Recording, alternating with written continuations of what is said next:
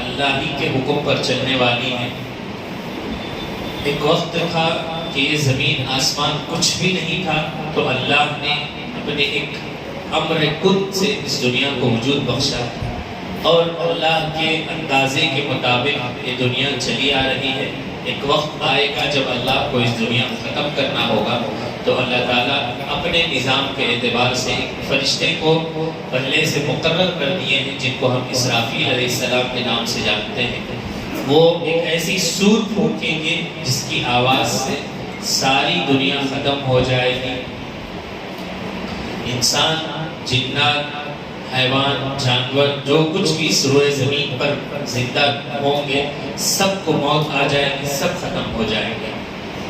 پھر اس کے بعد اللہ تعالیٰ جو اہم فرشتے ہوں گے ان کو بھی موت دے دیں گے۔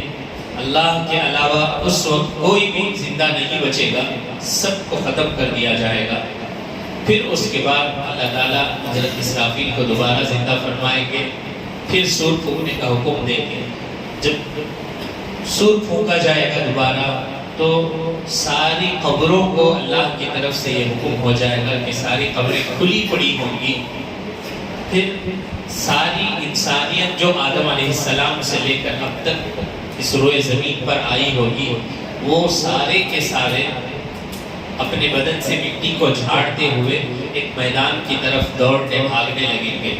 اس وقت احادیث میں آتا ہے کہ انسان کے بدن پر کپڑے بھی نہیں ہوں گے۔ جب یہ بات حضرت عائشہ صدیقہ رضی اللہ عنہا نے سنا، تو آپ صلی اللہ علیہ وسلم سے دریافت کیا کہ اس وقت اے اللہ کے نبی، کیا اس وقت شرم نہیں محسوس ہوگی؟ تو آپ صلی اللہ علیہ وسلم نے فرمایا کہ اس وقت انسان اپنے دھن میں ہوگا، اپنی پریشانی میں ہوگا کہ میرے ساتھ کیا معاملہ ہوگا، تو اس کو کسی طرح کی کوئی شرم کی اور اس کی نگاہوں سے بد نگاہی کا کوئی تصور بھی نہیں ہوگا۔ سب میدان کی طرف دوڑتے ہوئے چلے جائیں گے۔ جتنی بھی قیامت تک انسان آئیں گے، سب بعض روایتوں میں آتا ہے کہ ایک ایک قبر کے اندر 100 مردے دفن ہوں گے، سب اٹھ کھڑے ہوں گے اللہ کے حکم سے، سب میدان محشر کی طرف دوڑتے ہوئے جائیں گے۔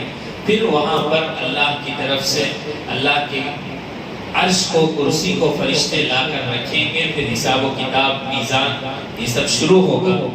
پھر اس وقت اللہ تعالیٰ کا ایک ایسا انتظام ہوگا کہ اس وقت جو جس قدر گناہ دنیا میں کیا ہوگا، وہ اس قدر پسینے میں ڈوبا ہوا ہوگا۔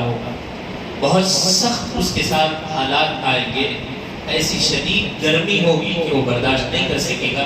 لیکن اس کے برعکس جو اللہ کے نیک بندے ہوں گے، کچھ خاص 7 لوگوں کو حدیث میں بیان کیا جاتا ہے، جو ایسے وقت میں بھی اللہ کی جو کرسی عرش ہوگا اس کے سائے میں ہوں گے۔ ان میں سے ایک وہ ہے جس کا دل مسجد میں اٹکا ہوا رہتا ہے۔ اس کا مطلب یہ ہے کہ فجر کی نماز پڑھ کر جب گھر جاتا ہے بندہ، تو اس کو اپنے کام میں لگنے کے بعد یہ خیال رہتا ہے کہ اذان کتنے بجے ہوگی، ظہر کی نماز کے لیے مجھے جانا ہے۔ تو یہ جو خیالات اس کے ذہن میں اللہ کے گھر کو جانے کا آتا رہے گا، اس کو محدثین نے لکھا ہے کہ اس کا مطلب اس کا دل اللہ کے گھر میں اٹکا ہوا ہے۔ اس کے ذہن میں یہ بات آ رہی ہے کہ دوبارہ مجھے نماز کے لیے کب جانا ہے، وقت تو نہیں ہو رہا ہے۔ پھر تھوڑی بھی دیر کی فرصت ملتی ہے تو وہ اللہ کے گھر میں آ کر اللہ کا ذکر کرتا ہے، تلاوت کرتا ہے، اس کو اچھا لگنے لگتا ہے اللہ کے گھر میں بیٹھنا، عبادت کرنا۔ تو گویا اس کا دل مسجد سے اٹکا ہوا رہتا ہے۔ تو وہ شخص بھی آخرت میں جب سارے لوگ پسینے میں، گرمی میں تڑپ رہے ہوں گے، ایسے وقت میں اللہ تعالیٰ، جیسے آج کل VIP لوگ ہوتے ہیں آرام سے ایئر کنڈیشن میں، سارے لوگ دھوپ میں کھڑے ہوں لیکن ان کے لیے الگ سے انتظام ہوتا ہے، ویسے ہی اللہ تبارک و تعالیٰ کے یہاں ان کو عرش کے سائے میں جگہ ملے گی، وہ آرام اور سکون سے رہیں گے۔ پھر روایتوں میں آتا ہے کہ اللہ تعالیٰ حساب و کتاب کے مطابق سب کو جنت جہنم کا فیصلہ فرما رہے ہوں گے۔ اس وقت کسی کو زبان کھولنے کی اجازت نہیں ہوگی۔ اللہ تعالیٰ نے پہلی ہی سورت میں، سورہ نبا میں اس کا ذکر فرمایا ہے، إِلَّا مَنْ أَذِنَ لَهُ الرَّحْمَنُ وَقَالَ صَوَابًا لا يتكلمون، کسی کو بات کرنے کی کوئی گنجائش نہیں ہوگی. بس اللہ کا جس پر فضل ہو جائے یا پھر کسی کی سفارش اگر اللہ منظور فرما دے تو پھر اس کی سفارش سے اس بندے کو جہنم کے بجائے جنت میں داخلہ ہو سکتا ہے. اسی کو آیت الکرسی میں کہا گیا الا باذن، صرف اللہ کی اجازت سے جس کو سفارش کا حق دیا جائے گا اس کو اللہ تعالیٰ اس سفارش کے حق کی وجہ سے وہ جن کی سفارش کرے گا اللہ تعالیٰ اس کے بارے میں اگر جہنم کا فیصلہ بھی ہو چکا ہوگا تو اللہ اس کو جہنم کے فیصلے کے باوجود جنت میں داخلہ فرمائیں گے. محدثین نے لکھا ہے کہ اللہ کی رحمت بہانہ تلاش کرتی ہے.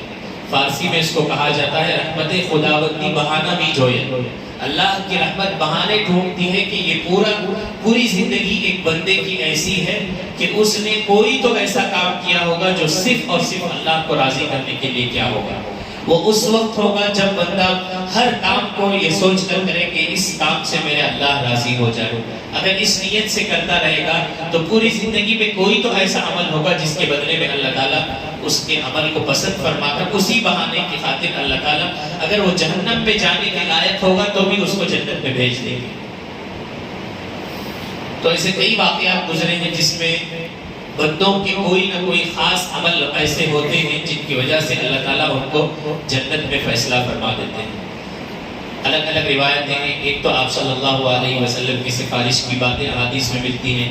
اس کے علاوہ جو اللہ کے کلام کو مکمل حفظ کر کے اس پر عمل کرنے والے ہوں گے حافظ قرآن یا عالم دین اللہ تعالیٰ ان کو بھی یہ حق دیں گے کہ وہ کچھ بندوں کو سفارش کر سکتے ہیں. تو اللہ تعالیٰ اپنے فضل سے اگر چاہیں تو کسی کو سفارش کا حق دیں گے. ان کی سفارش کے بعد اللہ تعالیٰ جنت میں داخلہ فرماتے ہیں. پھر اس کے بعد اللہ تعالیٰ نے کئی سوالات بھی فرمائے ہیں. انتم اشد خلقا ام السماء بناها، کیا یہ جو زمین آسمان نظر آتا ہے کیا تم نے بنایا ہے؟ اس کو ہم نے بنایا ہے. اس میں ساری کائنات کے اندر جو بھی نظام چل رہا ہے وہ ہمارے حکم سے چلتا ہے. تو انسان ایک چھوٹی سی مخلوقات ہے، اس کے لیے بھی یہی ہم نے مقرر کر دیا ہے کہ وہ ہمارے بتائے ہوئے حکموں پر عمل کر کے آئے گا تو ہم اس کے بدلے میں اس کو لامحدود جنت عنایت فرمائیں گے. پھر اور کئی صورتیں گزری. ایک صورت سورہ عبس، اس کی ابتدا میں اللہ تعالیٰ نے نبی اکرم صلی اللہ علیہ وسلم کی تھوڑی تنبیہ فرمائی. ایک صحابی تھے عبداللہ ابن مکتوم رضی اللہ عنہ. آپ نابینا تھے، آنکھوں کو نظر نہیں آتا تھا. ایک مرتبہ اللہ کے نبی صلی اللہ علیہ وسلم کے دربار میں نظر نہیں آتا تھا تو اللہ کے نبی کے دربار میں کبھی جاتے. اسی طرح ایک مرتبہ گئے، انہیں قرآن کے بارے میں کچھ سوال کرنا تھا. تو وہ سوال کرنے کے لیے کچھ بول رہے تھے. آپ صلی اللہ علیہ وسلم نے ان کی بات اس توجہ سے نہیں سنی جیسے سننی چاہیے تھی، کیونکہ پہلے ہی سے آپ صلی اللہ علیہ وسلم کے پاس کفار مکہ کے جو لیڈران قسم کے لوگ تھے وہ بیٹھے ہوئے تھے، کسی بارے میں بات چیت ہو رہی تھی. تو آپ صلی اللہ علیہ وسلم نے سوچا کہ یہ لوگ تو کبھی کبھی ملتے ہیں، ان سے بات کر لیں گے. اہم معاملے پر گفتگو ہو رہی تھی تو آپ صلی اللہ علیہ وسلم نے اس صحابی کی طرف توجہ نہیں فرمائی. تو اللہ کو اور وہ بار بار آپ صلی اللہ علیہ وسلم کو بلا رہے تھے، متوجہ کرانا چاہ رہے تھے. ان کو نظر تو نہیں آ رہا تھا کہ کون بیٹھا ہوا ہے، آوازیں تو آ رہی تھی.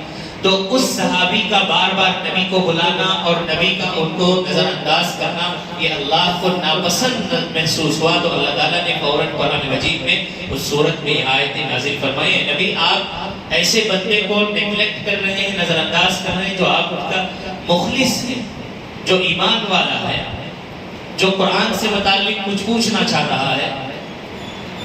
یہ تو کفار ہیں، ان سے آپ بعد میں بھی نمٹ سکتے ہیں، ان سے بعد میں بھی گفتگو ہو سکتی ہے، لیکن وہ بندہ ہے جو اللہ کا محبوب ہے، اللہ پر ایمان لانے والا ہے.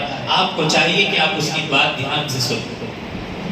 تب آپ صلی اللہ علیہ وسلم کو بھی اس بات کی طرف اشارہ دیا گیا ہے. مجلس کے آداب میں کچھ باتیں علماء نے لکھی ہیں. جیسے اگر کوئی شخص آپ سے بات کرنے کے لیے آ رہا ہے تو آپ مکمل اس کی طرف متوجہ ہو کر بات کریں، اور بات کرنے والے کو بھی چاہیے کہ وہ سامنے آئے، پیچھے سے آواز نہ لگائے. اسی طرح اگر کوئی کسی جگہ پر دو لوگ بات کر رہے ہوں تو تیسرے آدمی کو چاہیے کہ وہ اجازت لے کر ان کے درمیان داخل ہو. ایسا نہ ہو کہ کوئی راز کی بات ہو اور بیچ میں جا کر بیٹھ جائے، وہ اپنی بات بھی نہ کر سکے. اسی طرح اگر 3 لوگ بیٹھے ہوئے ہیں یا 2 لوگ بیٹھے ہوئے ہیں، اگر کوئی آدمی کسی سے پرسنل بات کرنا چاہتا ہے تو اس کو چاہیے کہ ایسی بات کرے جو ان لوگوں کے بھی سمجھ میں آئے. اگر زیادہ پرسنل ہے تو اجازت لے کر بازو ہو کر بات کریں. ایسا نہ ہو کہ ان کے سامنے ہی بیٹھ کر، مثال کے طور پر کچھ ایسے لوگ ہیں جو دوسرے اسٹیٹ کے ہیں، ان کے سامنے اس سے بات کرنے کے لیے کنڑ میں بات شروع کر دیا، وہ سمجھنے لگا شاید میرے بارے میں کچھ کھچڑی پکڑی ہو، تو دل میں آزاری ہوگی، تکلیف ہوگی. اس لیے یہاں تک بھی علماء نے لکھا ہے کہ اگر کسی کو تکلیف پہنچنے والی ہے تو اس سے بھی بچنے کی ضرورت ہے. مجلس کے بہت سارے آداب ہیں، برسبیل تذکرہ جو باتیں آ گئی میں آپ کے سامنے بتا دیا. پھر اللہ تعالیٰ نے اور فرشتوں کی قسمیں کھائی اور کئی چیزوں کی قسمیں کھا کر آخرت کے منظر کو بیان فرمایا ہے. اسی طرح سورۃ التکویر اللہ تعالیٰ نے اس سارے منظر کو بیان فرمایا ہے کہ جب قیامت کا وقت آئے گا تو ایک سورج میں روشنی ہوگی، وہ مانگ پڑ جائے گی، اس سورج کو لپیٹ دیا جائے گا. سورج روزانہ جس جگہ سے نکلتا ہے مشرق سے، اللہ تعالیٰ اس کو مغرب سے نکالیں گے. سارا سسٹم جو ہو رہا ہے اس میں تبدیلی آ جائے گی. اللہ تعالیٰ اپنے وعدے کے مطابق ساری چیزوں کو رواں کی طرح توڑ پھوڑ کر ختم کر دیا جائے گا. اس وقت کائنات کی ساری چیزیں بکھر جائیں گی اور جو بھی انسانیت ہوگی ان سب کو اللہ تعالیٰ موت کے گھاٹ اتار دیں گے. پھر اس کے بعد اللہ تعالیٰ کا نظام چلے گا. پھر اس کے بعد اللہ تعالیٰ نے ایک سورۃ المطففین کے نام سے آئی، جس میں شروع ہی میں اللہ تعالیٰ نے ان لوگوں کے لیے بربادی کا پیغام دیا ہے. اللہ نے خود اپنی طرف سے یہ بات بندوں کے لیے کہا کہ ان لوگوں کے لیے بالکل ہلاکت ہے، بربادی ہے جو لوگ ناپ تول میں کمی کرتے ہیں. لینے کے وقت میں مکمل لیتے ہیں، دینے کے وقت میں گھاٹا کر کے دیتے ہیں. اور اگر کوئی بزرگ آدمی، کوئی نیک آدمی اگر کسی کو بد دعا دے دے تو ڈرتے ہیں کہ یہ بد دعا دے دیا ہے، پتہ نہیں کیا ہو جائے گا. لیکن اللہ یہاں فرما رہے ہیں نبی کے ذریعے کہ اے نبی آپ ان لوگوں کے لیے کہہ دیجئے کہ وہ لوگ برباد ہو جائیں جو لوگ ناپ تول میں کمی کرتے ہیں.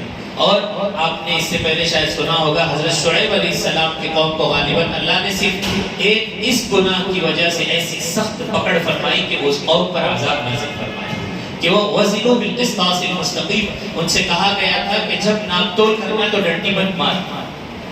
اس سے اتنے نقصانات ہوتے ہیں کہ انسان سوچ بھی نہیں سکتا ہے. اس سے پہلے شاید میں نے ایک واقعہ آپ کے سامنے ذکر کیا تھا کہ مسلمان لڑکی کا، کہ ہمارے لوگ جو آپ صلی اللہ علیہ وسلم کی تربیت اور قرآن کے احکام، پہلے تو قرآن پڑھتے نہیں ہیں، دوسرا اگر پڑھتے بھی ہیں تو اس کے معنی نہیں سمجھتے ہیں. اللہ نے بڑے سخت الفاظ میں کہا ہے جو لوگ ڈنڈی مارتے ہیں ان لوگوں کے لیے. کئی جگہ وَيْلٌ لِّلْمُكَذِّبِينَ، ان کے لیے ہلاکت، بربادی ہے جو جھوٹ بول کر اپنی تجارت کرتے ہیں. ان سب لوگوں کے لیے اللہ تعالیٰ نے سخت وعیدیں بیان فرمائی ہیں. ہو سکتا ہے کہ 1 kg میں وہ 100 گرام 150 گرام نفع ہو جائے گا اس کا، لیکن وہ 100 گرام 150 گرام گویا اس نے جہنم کی آگ کو اپنے پاس رکھ لیا. دیکھنے میں تو اس کا فائدہ ہو رہا ہے لیکن اس نے اپنا گھاٹا کر لیا ہے. ایک مسلمان بندہ جو مکمل بھروسے کے ساتھ آپ کے پاس آیا ہے، آپ نے اس کو دھوکہ دیا ہے، کئی گناہوں کو اس میں جمع کر دیتا ہے جو ناپتول میں کمی کرتا ہے. علماء نے لکھا ہے وہ وعدہ خلافی بھی کر رہا ہے، وہ امانت میں بھی خیانت کر رہا ہے، وہ جھوٹ بھی بول رہا ہے، وہ کم تول بھی رہا ہے. کئی گناہ اس کے ایک ساتھ جمع ہو جاتے ہیں. اور بعض لوگ کسی چیز کو بڑا چڑھا کر بول کر جو فروخت کرتے ہیں، یہ اگر مثال کے طور پر 100 روپے کی کوئی چیز بیچنا ہے تو وہ اس سے اگر گاہک بہت کم میں پوچھے، مثال کے طور پر 60 روپے میں، تو وہ بولتا ہے کہ مجھے 80 روپے میں آ رہا، میں بیچا دیتا ہے. اگر واقعی میں اس کو 80 روپے میں آ رہا ہے تو پھر صحیح ہے، ورنہ عام طور پر ایسا ہوتا ہے کہ جھوٹ بولا جاتا ہے کہ مجھے جتنے میں نہیں آتا، تو اس کا مطلب وہاں جھوٹ بھی ہو گیا. اگر بالکل سچائی کے ساتھ، امانت داری کے ساتھ جو تجارت کی جاتی ہے، اللہ کی طرف سے اس میں برکت دی جاتی ہے. اور یہ اللہ کے نبی کا وعدہ ہے. ہم کو اس بات پر پورا یقین ہے کہ سورج دن میں نکلنے کے بجائے رات میں نکل سکتا ہے، سورج زمین پر آ سکتا ہے، زمین آسمان پر جا سکتی ہے، لیکن اللہ کے نبی صلی اللہ علیہ وسلم کے بات کبھی جھوٹی نہیں ہو سکتی. جب یہ ساری تعلیمات ہمارے پاس ہیں تو پھر ہم کیوں اس طرح کے کام کریں جس سے ہم اپنی آخرت کو برباد کریں. اس سے پہلے میں نے ایک واقعہ سنایا تھا ایک مرتبہ، اور آپ کے سامنے سنا دوں. ایک لڑکی تھی. عام طور پر ایسا ہوتا ہے کہ جو لڑکیاں وہ غیر مسلم تھی، وہ جیسے دوست ہوتے ہیں ویسے وہ بھی ہو جاتے ہیں. خاص کر لڑکیوں کے دل نرم ہوتے ہیں، جلدی وہ کسی سے مانوس ہو جاتی ہیں. اسی لیے حدیث میں آتا ہے الرجل علی دین خلیل فلینظر احدکم من یخالل، او کما قال صلی اللہ علیہ وسلم.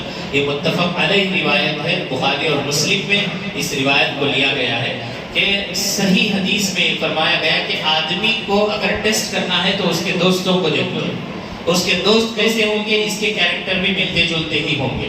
تو اس لیے بتایا جاتا ہے کہ آدمی کو اچھے لوگوں سے دوستی کرنی چاہیے، کیونکہ اچھی دوستی جنت کی طرف بھی لے جا سکتی ہے، خراب دوستی جہنم کی طرف بھی لے جا سکتی ہے. اس کی مثال احادیث میں یوں بیان کی گئی ہے کہ اچھے دوست کی مثال گویا عطر فروش کی طرح ہے. سینٹ کے دکان والے سے اگر کوئی دوستی کرتا ہے، جب بھی ٹائم ملتا ہے اس کے پاس جا کر بیٹھتا ہے، اس سے کچھ فائدہ ہو نہ ہو لیکن اس کے جسم پر وہ ہواؤں سے اس کی خوشبو اس کے کپڑوں پر آ جائے گی. چاہے وہ اسے لگائے نہ لگائے لیکن اس کے کپڑوں پر کچھ نہ کچھ عطر کی خوشبو آ جائے گی. یہ اس کا فائدہ ہے. اسی طرح ایک آدمی نے عطر فروش یا سینٹ والے کو چھوڑ کر بھٹی چلانے والے سے اگر دوستی کرتا ہے تو اس کے پاس اگر جا کر بیٹھتا ہے تو وہ جب بھٹی چلاتا ہے وہ پھونکتا ہے تو اس کی کچھ چھینٹیں اڑ کر کپڑے پر گریں گی، تو اس سے اس کے کپڑے کو کالے ہوں گے دھوئے سے، ہو سکتا ہے کچھ سوراخ بھی پڑ جائے انگارے کے. تو اس طرح احادیث میں مثال بیان کی گئی ہے. اپنے اولاد کو کے بارے میں خاص کر یہ والدین کو فکر کرنے کی ضرورت ہے کہ ان کے بچے کس سے دوستی کر رہے ہیں. بہرحال وہ لڑکی کسی مسلم لڑکیوں کے ساتھ وہ کالج میں پڑھا کرتی تھی، تو مسلمان لڑکیاں جو اچھے گھرانے کی تھی، دیندار لڑکیاں تھیں، ان کی سچائی، ان کی امانت داری، ان کے اخلاق، ان کے کیریکٹر دیکھ کر وہ جو غیر مسلم لڑکی تھی اس کے دل میں یہ داعیہ پیدا ہوا کہ دیکھو یہ کتنے اچھے لوگ ہیں. ہم تو سنتے تھے، مشہور تو یہی ہے کہ مسلمان غصے والا ہوتا ہے، وہ بات میں جھگڑا کرتا ہے، ایسا ویسا.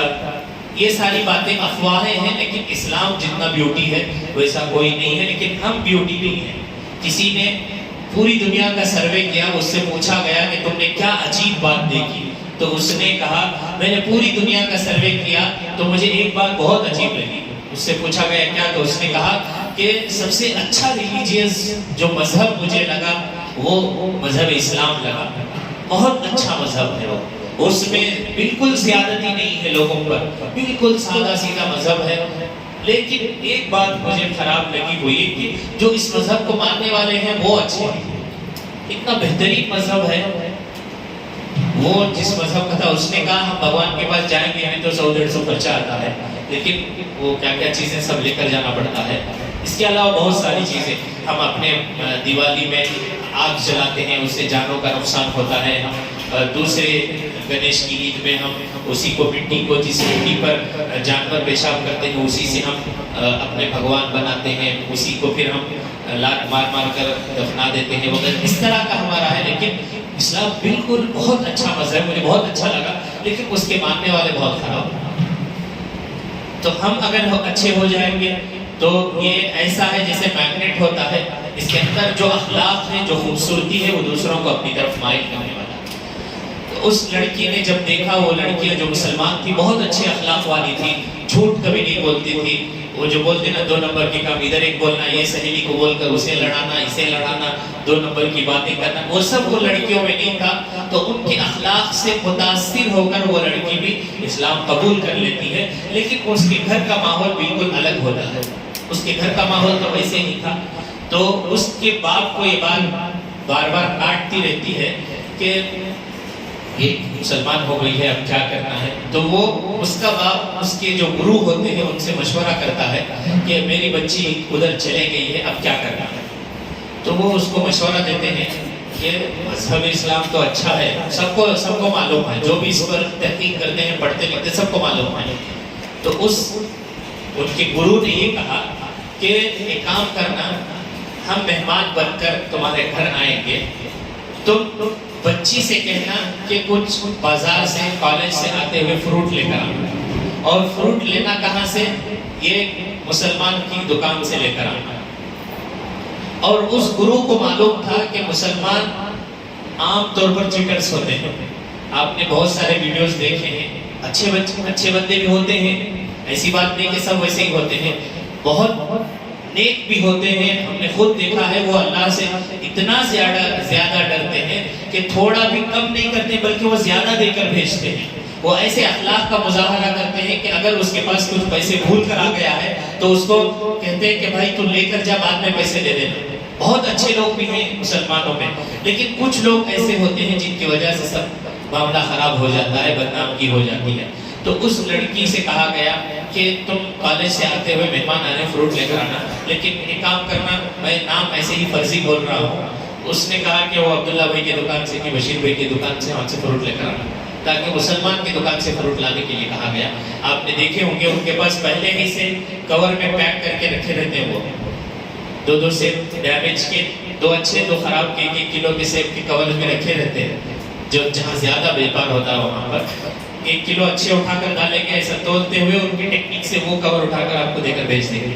گھر میں جا کر کھول کر دیکھیں تو امی گالیاں دیتی, کب بھی گیا تو ایسا لے کر آتا ہے, لیکن اس کی ٹیکنیک کا ہم کو نہیں معلوم ہوتا. ایک بھروسے سے لے کر آتے ہیں, وہاں جا کر میں تو اچھے تھے نا, میں چن کو دیا نا, لیکن یہاں کیسا آ گیا تعجب ہوتا. تو وہ لڑکی جب وہاں سے بازار سے فروٹ خرید کر گھر لے گئی تو سب بیٹھ گئے. ان کا تو پلان تھا ہی ویسے, سب بیٹھ گئے. اب فروٹ کاٹنے کی باری آئی, نکال کر دینے لگے تو آدھے خراب نکلے. تب اس موقع کو غنیمت جانتے ہوئے اس کے باپ نے, اس کے گرو نے, سب نے کہا کہ دیکھو مسلمان ایسے ہوتے ہیں. صرف ایک قرآن کے حکم کو چھوڑا, ناپتول میں کمی کی, اتنی ساری بدنامگی ہوئی. ہماری وجہ سے لوگوں کو اسلام میں لانا چاہیے تھا, لیکن ہمارے اخلاق اتنے برے ہو گئے کہ ہماری وجہ سے لوگ اسلام سے دور ہو گئے. کہا جاتا ہے کہ ہم ایسے کام کریں جس سے اسلام کا فائدہ ہو, ورنہ ایسا کام ہرگز نہ کریں جس سے اسلام کا نقصان ہو. یا تو فائدہ کرنا چاہیے, نقصان تو نہیں کرنا چاہیے بہرحال کسی بھی صورت میں. تو ہمارے اخلاق اتنے نیچے لیول میں چلے گئے ہیں کہ معمولی چھوٹے فائدے کے لیے ہم ایسے گناہ کرتے ہیں جو اسلام کا نام بدنام ہوتا ہے, اسلام بدنام ہوتا ہے, مسلمان بدنام ہوتے ہیں. ایسی کئی خرابیاں ہم میں ہیں جو ہمیں سدھارنے کی ضرورت ہے. اگر پورے معاشرے میں ہم میں سے جتنے بھی بیپاری ہیں وہ اس بات کو طے کر لیں کہ آج کے بعد ہم کبھی بھی ڈنڈی نہیں ماریں گے, کبھی بھی ناپتول میں کبھی نہیں کریں گے, اس لیے کہ اللہ کا حکم ہے, تو ضرور اللہ تعالیٰ اس کے لیے برکتیں عطا فرمائیں گے. آپ صلی اللہ علیہ وسلم نے فرمایا التاجر الصدوق الامین مع النبیین والصدیقین والشہداء. جو امانتدار اور سچا تاجر ہوتا ہے اللہ تعالیٰ قیامت میں اس کا حشر نبیوں کے ساتھ فرماتے ہیں, صدیقین کے ساتھ فرماتے ہیں, شہداء کے ساتھ فرماتے ہیں. یہ نہیں کہا گیا کہ جو پہلی صف میں 5 وقت نماز پڑھ کے لگڑ کے پیشانی کالی ہونے والے کو یا رات بھر تہجد پڑھنے والے کو, صرف یہ کہا گیا کہ التاجر الصدوق الامین, سچ بولنے والا, امانتدار, یہ 2 صفت والا تاجر اگر ہوگا تو اس کا حشر اللہ آخرت میں نبیوں کے ساتھ فرمائے. ہم میں سے ہر ایک چاہتا ہے, اگر کوئی مولانا طلحہ صاحب آ جائیں گے تو سب چاہتے ہیں حضرت کے ساتھ تھوڑی دیر جانا, وہاں تو آقا کے ساتھ ہمارا حشر ہوگا. کرنا کیا ہے, اللہ کے حکموں پر چلنا پڑے گا. قرآن ہمارے پاس ہے, مسجدوں میں گھروں میں رکھا ہوا ہے, لیکن اس پر کوئی عمل نہیں ہے, تو پھر ہمارے ساتھ یہی حالات ہوں گے جو آ رہے ہیں. اللہ نے فرمایا ان اللہ لا یغیر ما بقوم حتی یغیروا ما بانفسہم. اللہ ہی تم کو فوراً نہیں بدل دیں گے, بلکہ اللہ یہ چاہتے ہیں کہ تم خود اپنی طرف سے بدلنے کی کوشش کرو. تم اگر بدلو گے تو اللہ تعالیٰ بھی تمہیں اور توفیق دیں گے. کوشش کرنا ہمارا کام ہے, نتیجہ لانا اللہ کا کام ہے. اللہ تعالیٰ سے دعا کریں کہ اللہ تعالیٰ ہمیں صحیح معنی میں قرآنی احکامات پر عمل کرنے کی توفیق عطا فرمائے, اور رسول اکرم صلی اللہ علیہ وسلم کی احادیث پر, نبی کی زندگی شریعت پر عمل کرنے کی توفیق عطا فرمائے, اور ہم ایسے کام کرنے والے بنے جس سے لوگ اسلام سے محبت کر کے اسلام میں داخل ہوں. ایسے کام کرنے سے اللہ تعالیٰ ہم سب کی حفاظت فرمائے جن کاموں سے لوگ اسلام سے دور ہو جائیں. اللہ تعالیٰ کی سنی باتوں پر عمل کی توفیق عطا فرمائے. سبحان اللہ و بحمدہ, سبحانک اللہم و بحمدک, و نشہد ان لا الہ الا انت, نستغفرک و نتوب